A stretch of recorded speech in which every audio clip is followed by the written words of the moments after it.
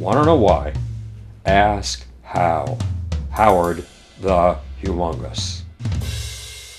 The figures are staggering. During this 4th of July weekend, there were 22 mass shootings in 13 states. Yes, 22 mass shootings. What's more, 20 Americans were killed and 126 were injured in the 5 days between last Friday and early Wednesday morning. But that's just the toll from mass shootings. Over the last week, there were 384 gun deaths in total and 752 gun injuries. Why? We have two cultures in America, and they are at war. We have a gun culture and an anti-gun culture. Those in the anti-gun culture believe that the political moves of the gun culture are killing roughly 40,000 Americans a year. Why blame gun deaths on the political activists who champion guns, not on the men who pull the trigger? In nations with gun control, far, far fewer people die of gunshots. In France, for example, only 2,098 people are killed by bullets a year, as opposed to our 37,040. Yes, we have 19 times more gun deaths than the land of the French. And in Australia, where the population grew tired of gun deaths in 1996, the government instituted a mandatory gun buyback program and collected roughly 650,000 privately held guns. Australia has been gun controlled ever since. The result?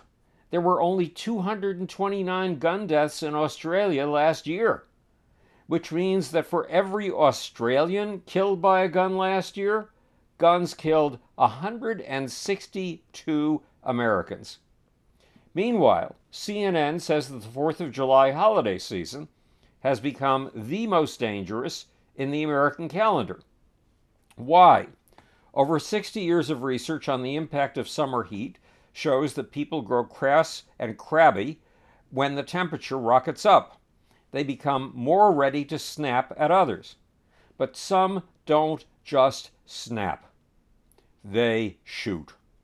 What's more, it's just been discovered that 3 consecutive days in the last week were the hottest in 100,000 years. The biggest targets of the summer for a mass shooting are our gatherings for the 4th of July.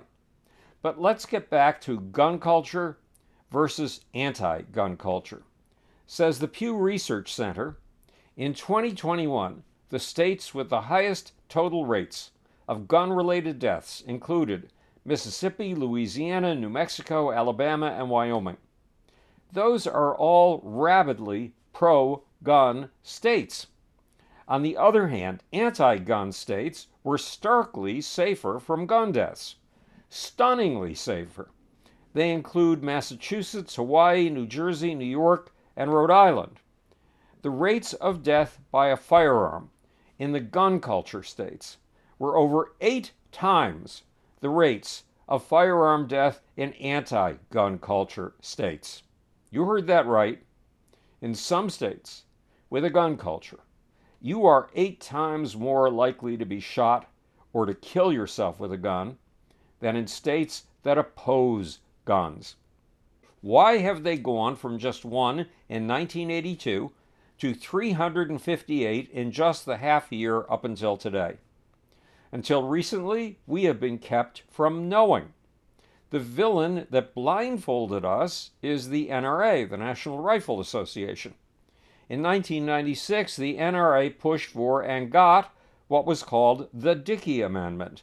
Reports NPR, the Dickey Amendment virtually halted all research on gun violence. Then, 7 years later, in 2003, another congressional amendment blocked the Bureau of Alcohol, Tobacco, and Firearms and Explosives from revealing its statistics on guns used in crime. Despite that, in 2013, the Gun Violence Archive was started, and 4 years later, in 2017, the Violence Project went into action. They arrived in the nick of time. In just the 5 years since 2018, America has had a grand total of 100,110 gun deaths and 195,582 gun injuries. That grand total of gun killings is the equivalent of the population of New York State's capital, Albany. But why so many gun deaths in the last 5 years? The only thing we know for certain is this: the number of guns in America was just 100 million in 1970. Today, it's a whopping 465 million. That's almost 1.5 guns for every American. What's worse, just 3% of us own 50% of those guns. And where there are guns, some people will use them. This is Howard Bloom speaking to you from the future. It's your job and my job to make. Or, want to know why? Ask how.